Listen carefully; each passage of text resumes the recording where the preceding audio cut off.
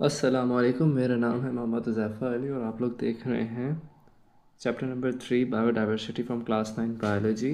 हमने last class में structure of virus तक पढ़ लिया था। अब इस चैप्टर का दूसरा पोर्शन जो कि बायनोमियल नोमेनक्लेचर है, हम यहाँ से स्टार्ट कर रहे हैं। बायनोमियल नोमेनक्लेचर क्या है मैं आप लोगों को ऑलरेडी बता चुका हूँ, लेकिन फिर दोबारा एक बार नज़र देख लेते हैं हमारे पास क्या है।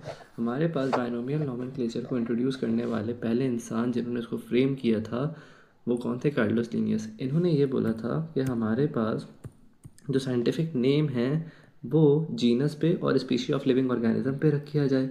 इसका एडवांटेज क्या था हमारे पास? क्योंकि हमारे पास एक तो साइंटिफिक नेम का एडवांटेज ये है कि जितनी भी ज़ुबान के लोग हैं उनकी ज़ुबानों में साइंटिफिक नेम यही रहेगा, साइंटिफिक नेम नहीं बदलेगा और हर स्पीशी का सिर्फ एक साइंटिफिक नेम होगा। जैसे अगर मैं बोलूँ होमोसेपियंस तो मतलब वो इंसान है, हर जगह में होमोसेपियंस का मतलब इंसान ही लिया जाएगा। मैं कहीं जाके पाइसम से टाइवम बोलूँ तो उसको प्याज ही लिया जाएगा और हर ज़ुबान में यही लिया जाएगा। सही है। जिस तरीके से कॉमन नेम्स जो हैं प्रॉब्लम कॉज कर सकते हैं हमारे पास किसी चीज़ के लिए, उसका साइंटिफिक नेम होना बहुत बेहतर है, क्योंकि साइंटिफिक नेम का मतलब कि वो चीज़ सिर्फ उसी से मखसूस है। मिसाल के तौर पे हम उर्दू में अनियन को हम उर्दू में क्या कहते हैं? प्याज। लेकिन कुछ इलाकों में उसको कांदा भी कहते हैं और बसल भी कहते हैं। अब कैसे पहचाने कि यार ये प्याज, कांदा, ये बसल है क्या, ये अनियन के लिए कैसे पहचाने? तो हमने इसका एक साइंटिफिक नेम रख दिया, एलियम सीपा। अच्छा खैर, साइंटिफिक नेम्स का इस्तेमाल ना ज़्यादातर साइंटिस्ट ही करते हैं, बायोलॉजिस्ट ही करते हैं। किसी आम ज़ुबान में अ, आम लोगों को उनकी सादा फ़हीम ज़ुबान पे आप लोगों ने इस्तेमाल करते हुए नहीं देखा होगा एलियम सीपा। किसी दुकान पे जाके बोलें यार मुझे 1 किलो एलियम सीपा दे दो, वो बोलेगा किसका चीपा दे दूँ? तो जाहिर सी बात है आम फ़हीम ज़ुबानों में जो लोकल लैंग्वेजेज़ हैं उन्हीं में ये चीज़ों का नाम इस्तेमाल होता है। बायोलॉजिस्ट इनको इनके साइंटिफिक नेम से कॉल आउट करते हैं। जैसे उर्दू उर्दू को हम प्याज कहते हैं, कुछ इलाकों में हमारे पंजाब की साइड पे कांदा है, बसल कहते हैं इसको। इस तरीके से साइंटिस्ट हमें इन चीज़ों को उनके साइंटिफिक नेम से कॉल आउट करना ज़्यादा प्रेफर करते हैं। अच्छा जी, आगे चलते हैं। This avoid the confusion that often carries. हाँ बिल्कुल, बस यहाँ पे ये बात लिखी हुई है, हमें पता चल जाता है कि हमारे पास एक एक से साइंटिफिक नेम का जो साइंटिफिक नेम है वो किसी पर्टिकुलर स्पीशी के लिए ज़्यादा से लंबी ना की जाए। जैसे और जैसे हमारे पास प्याज का हमारे पास साइंटिफिक नेम क्या था? Allium cepa. पी का क्या था? पाइसम से टाइवम। मैंगो का क्या है? मैंगी फेरा इंडिका एल। नीम का क्या है हमारे पास? एज अ डायरेक्टा इंडिका। फ्रॉग का क्या है? राना टिग्रिया। बिल्ली का क्या है? फेलियस कैटसिया। हाउस फ्लाई का क्या है? मुस्का डोमेस्टिका। ये सब क्या है? साइंटिफिक नेम्स हैं। अच्छा जी, through a system of nomenclature in which each species of animal or plant or other receive two terms which first identify the genus. बस यहाँ पे वही बात लिखी हुई है कि हमारे पास साइंटिफिक नेम कैसे आता है। पहला वर्ड उसका जीनस होता है, दूसरा वर्ड उसका कौन सा होता है? स्पीशी का होता है। जैसे इंसानों के केस में होमोसेपियंस, होमो हमारा जीनस था, सेपियंस हमारी स्पीशी थी, हमारा नाम पड़ गया होमोसेपियंस। ये कुछ रूल लिखे हुए हैं जो आप लोगों को पता होने चाहिए। वन बाय वन डिस्कस कर लेते हैं कि हमेशा साइंटिफिक नेम इटैलिक में लिखा जाएगा। ये राइटिंग देखें, इटैलिक राइटिंग है। इसको कंपेयर करें बाकियों से, बाकी राइटिंग प्लेन है, ये कौन सी है? इटैलिक है। अच्छा, जो फर्स्ट वर्ड है वो हमेशा क्या होगा? कैपिटल। और उसके बाद वाले जितने भी वर्ड हैं क्या होंगे? स्मॉल। सही है। पहला वर्ड कैपिटल और उसके बाद वाले सारे स्मॉल। जब साइंटिफिक का नाम व्हेन द साइंटिफिक नेम। अच्छा जी। अच्छा, एक बार साइंटिफिक नेम आ गया, पहली बार अगर आ रहा है तो उसको पूरा लिखेंगे, जैसे रोज़ा इंडिका। लेकिन अगर किसी पेपर में रोज़ा इंडिका बार बार आ रहा है तो अगली बार से उसको हम आर डॉट इंडिका लिखेंगे। समटाइम्स क्या होता है हमारे पास हम्म, अच्छा जी, कुछ साइंटिफिक नेम ऐसे हैं जिनके एंड में हमें एल डॉट देखने को मिलेगा। यहाँ तक उनका साइंटिफिक नेम खत्म हो जाता है, मैग्नीफेरा इंडिका। एल कंटिन्यू क्या बताता है कि इसको डिस्कवर किसने किया था? लीनियस ने। एल डॉट के मायने लीनियस। यानी साइंटिफिक नेम में कभी कभार उनके डिस्कवरर का भी नाम आ जाता है। अच्छा जी, यहाँ पे बात लिखी हुई है कंजर्वेशन ऑफ बायोडाइवर्सिटी, कि हम बायोडाइवर्सिटी को कंजर्व करें अपने अपने मुल्क में। अपने मुल्क में क्या करें? बायोडाइवर्सिटी को कंजर्व से मुराद क्या है? पेड़ पौधे लगाएं ताकि और जानवर हैं, जो हमारे पास वैरायटी ऑफ लाइफ है ये बाकी रहे।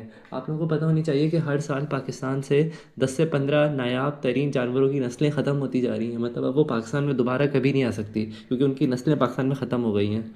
पढ़ लेते हैं, Pakistan is one of the few countries to have every kind of geological structure. Pakistan दुनिया के उन कुछ मुल्कों में से हैं जिसके पास सतह पे तकरीबन हर जियोलॉजिकल स्ट्रक्चर मौजूद है, यानी हर तरह की इसके पास ज़खायर, ज़मीनी ज़खायर मौजूद हैं। किस तरीके से? ज़मीन के ऊपर वाले, जैसे हमारे पास दरिया हैं, हमारे पास तालाब हैं, हमारे पास दरख्त हैं, हमारे पास पहाड़ हैं, हमारे पास समंदर हैं, हमारे पास रेगिस्तान हैं, हमारे पास जंगलात हैं, हमारे पास हिल्स हैं, मैदान हैं, सब कुछ है।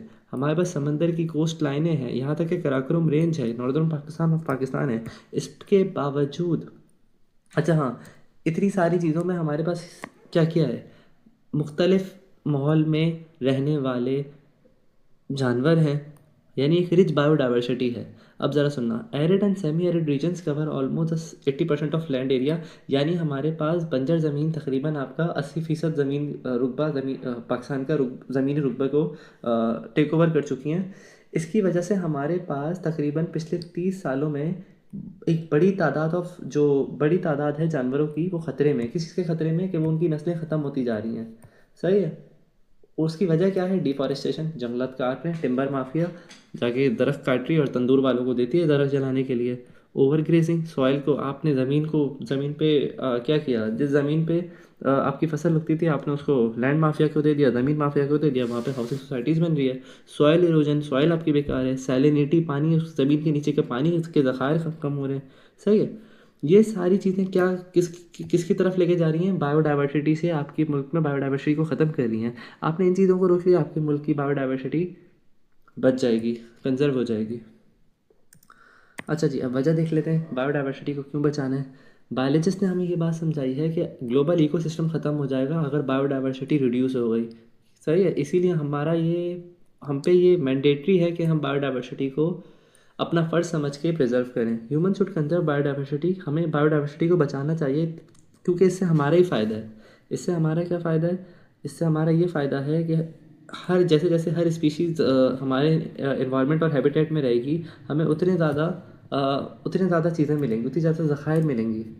जैसे कि हमारे पास ज़्यादा से ज़्यादा दरख्त होंगे, उन ज़्यादा से ज़्यादा दरख्तों से हमें ज़्यादा से ज़्यादा फूड, क्रॉप, ऑयल, सीड्स वगैरह ये सब मिलेगा। जितने ज़्यादा दरख्त होंगे उतनी ज़्यादा चिड़ियाएँ होंगी, उतने ज़्यादा बर्ड्स होंगे, और उतने ज़्यादा हमारे पास कैटल होगा। सही है। तो ये जब जब चीज़ें देखी जाएंगी, ये सारी चीज़ें सामने रखी जाएंगी, तो फिर हमें बायोडाइवर्सिटी को कंजर्व करने की वजह समझ आएगी। सही है। Biodiversity boosts the economic system productivity where each species can easily survive in their habitat. If one will not conserve biodiversity, food chain and ecosystem will be unbalanced. ये पॉइंट मैं समझाता हूँ, बड़ा इंपॉर्टेंट पॉइंट है। बच्चा, आपको पता है ना कि फूड चेन क्या होती है। फूड चेन का मतलब ये होता है, प्राइमरी कंज्यूमर को खाते हैं सेकेंडरी कंज्यूमर को खाते हैं टर्शरी कंज्यूमर। अब ज़रा सुनना, प्राइमरी कंज्यूमर वो होते हैं जो प्लांट्स को खाते हैं, जैसे कि गाय, भेड़, बकरी, दुम्बा। इनको कौन खाते हैं, सेकेंडरी कंज्यूमर। ये प्राइमरी कंज्यूमर थे, इनको कौन खाते हैं, सेकेंडरी कंज्यूमर। जैसे कि कौन, शेर, टाइगर, चीता, इंसान। अब ज़रा मुझे एक चीज़ बताओ, अगर पेड़ ही नहीं रहे, दरख्त ही नहीं रहे, तो प्राइमरी कंज्यूमर क्या खाएंगे, कुछ भी नहीं खाएंगे, ये मर जाएंगे। जब ये मर जाएंगे तो हम किनको खाएंगे, सेकेंडरी कंज्यूमर किनको खाएंगे। तो पूरी फूड चेन डिस्टर्ब हो सकती है बच्चे। तो ये थी हमारे पास बायोडाइवर्सिटी को कंजर्व करने की वजह। ओके जी।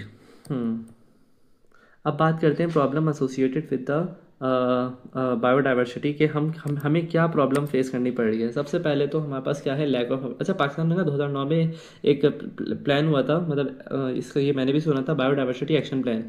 इन्होंने पाकिस्तान में जो फॉरेस्ट परसेंट था उसको 3.96 से ले गए थे ये 4.14% तक, आगे से अगर मैं गलत ना हूँ। लेकिन ये प्रोग्राम चल नहीं सका। क्यों नहीं चल सका, देख लेते हैं। सबसे पहले तो वही वजह कि हमारे पास अवेयरनेस ही नहीं थी लोगों में। लोग ही जाहिल थे, कहना नहीं चाहिए, पर लोग में अवेयरनेस नहीं थी, जिसकी वजह से ये काम बड़े लेवल पे हो नहीं सका। प्लस हमारी गवर्नमेंट भी करप्ट थी। सही है। करप्ट से मुराद, उनको खुद आइडिया नहीं था कि इस चीज़ को कैसे देखा जाता है, उनके पास ऐसे लोग नहीं थे। और वही बात है ना कि गवर्नमेंट की कैपेसिटी भी नहीं थी इतनी। वही यहाँ पे ये पॉइंट लिखा हुआ है। प्लस आखिरी में जो मेन इशू था वो था फंडिंग का। फंडिंग थी नहीं, इस काम को फंड कौन करता। तो ये सारी चीज़ें थी जिसकी वजह से हमारा ये एक्शन प्लान फेल हुआ। अच्छा जी, ये टेबल ज़रा पढ़ लेते हैं। इंसानों की हरकतें की वजह से जो हमारे पास बायोडाइवर्सिटीज़ का बुरा हाल हो रहा है। सबसे पहले तो अर्बनाइजेशन एंड इंडस्ट्रियलाइजेशन, जिसकी वजह से हमारे पास क्या हो रहा है, जो हमारा एग्रीकल्चर लैंड था वो जा रहा है हाथ से। वहाँ पर बढ़ रही हैं घर, वहाँ पे बन रहे हैं हाउसिंग सोसाइटीज़, वहाँ पे बन रहा है आपका THA बहरिया टाउन। लेकिन वहाँ की क्या था, जो फर्टाइल ज़मीन थी, जो आपकी एग्रीकल्चर लैंड था, जहाँ पर आपकी खेती बाड़ी होनी थी, अब वो तो नहीं हो सकती ना। आपने क्या किया, अपने हाथ से इस चीज़ को ख़त्म कर दिया। दूसरे नंबर पर डिफॉरेस्टेशन। आप जितना ज़्यादा दरख्त काटोगे, दरख्त काटने की वजह से मैंने आपको बताया था कितना बड़ा कोलैप्स होता है। दरख्त पे रहते हैं चिड़िया, मतलब परिंदे रहते हैं, वो परिंदों का घर गया। उस दरख्त को खाते थे वो जानवर, उन जानवरों का खाना गया। अब जब उन जानवरों का खाना गया जो उन जानवरों को खाते थे, अब वो जानवर भी नहीं बच सकते। सही है। फिर क्या, पॉल्यूशन, जिसकी वजह से क्या हो रही है, ग्लोबल वार्मिंग, और आप लोगों के शिकार ख़त्म नहीं हो रहे। आप लोगों ने समझा, हम सबकी बात कर रहा हूँ मैं, ओवर हंटिंग, जिसकी वजह से आपके मुल्क का जो सबसे कैपिटल जानवर था, नेशनल एनिमल था मारखोर, उसकी तादाद ख़त्म होने को है। तो ये थी बच्चों सारी चीज़ें। आई होप आप लोग को समझ आएंगी।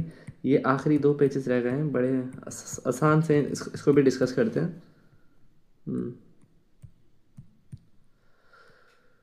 सही है।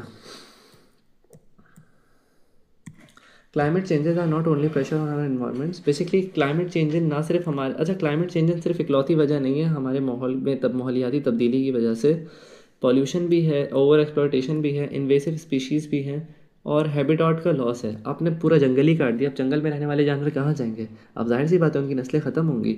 अब ये लाइन पढ़ें, deforestation causes and its affect on biodiversity.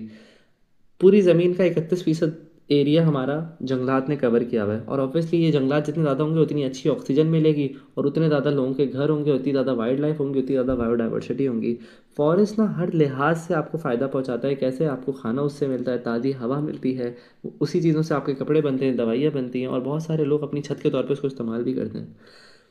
और जितने ज़्यादा जंगलात होंगे क्लाइमेट चेंज उतना कम होगा। लेकिन जैसे जैसे आपके जंगलात कट रहे हैं, क्लाइमेट चेंज बढ़ रहा है। पहले आपके यहाँ गर्मी इतनी नहीं पड़ती थी, जैसे जैसे आपने जंगलात काटे, अब ऑक्सीजन यहाँ एटमॉस्फेयर में है नहीं, और कार्बन डाइऑक्साइड बहुत ज़्यादा भर गई है। जंगलात इस कार्बन डाइऑक्साइड को ले लेते थे और ऑक्सीजन दे देते थे। अब कार्बन जंगलात है नहीं, कार्बन डाइऑक्साइड जमा हो जा रही है, ऑक्सीजन है नहीं। और कार्बन डाइऑक्साइड की खूबी है कि गर्मी को अपने अंदर सोख लेती है, जिसकी वजह से ज़मीन का टेम्परेचर, तापमान अचानक से बढ़ रहा है।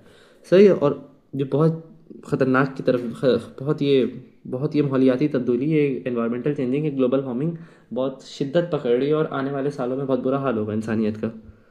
बट द मैन इज़, अभी ज़रा सुनना, but man is destroying this natural beauty by cutting dam for his sake of comfort. वही बात है कि इंसान अपनी आराम पसंद के लिए, अपनी खूबसूरती के लिए इन चीज़ों को काट रहा है।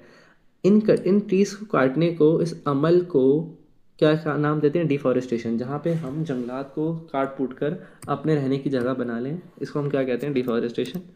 और डिफॉरेस्टेशन की वजह क्या है? पेपर मेकिंग, माइनिंग, एग्रीकल्चर को एक्सपेंड करने के लिए, लाइफ स्टॉक की ब्रीडिंग, या आपको वहाँ पे घर बनाने, अर्बनाइजेशन, या टिम्बर, लकड़ी चाहिए उसके लिए। और डिफॉरेस्टेशन क्या नतीजा क्या निकलता है?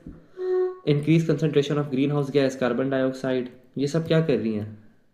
इन सब की वजह से क्या होता है बताएं? इन सब की वजह से होता है आपकी ग्लोबल वार्मिंग, टेम्परेचर बढ़ने लगता है, जिसकी वजह से ग्लेशियर पिघलते हैं। जब ग्लेशियर पिघलेंगे तो समंदर का पानी बहुत ख़तरनाक हद तक ऊंचा हो जाएगा, और जो शहर समंदर से नीचे हैं वो डूब जाएंगे, वहाँ पे फ्लडिंग होगी।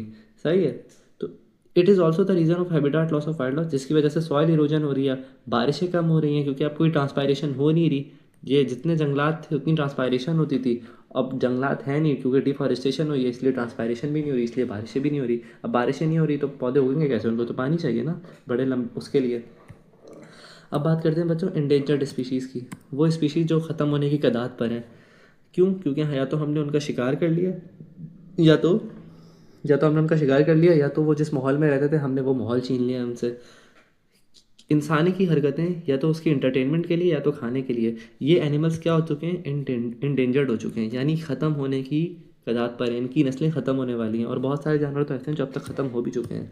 और वो ख़त्म होने वाले एनिमल्स होने की कगार पे, जिनकी नस्लें ख़त्म होने वाली हैं, जब बहुत जल्द हो जाएंगी, वो कौन से? एक लॉन्ग बिल्ड वल्चर है, इंडस टर्टल है, मतलब ये इंडस रिवर में होता है, स्नो लेपर्ड है, ये आपका बलूचिस्तान का फॉरेस्ट डॉम माउस है, यूरोपियन अटर है, Marco Polo sheep, Indus river dolphin भी ख़त्म होने वाली है, एशियन ब्लैक बेयर, और आपका मारखोर।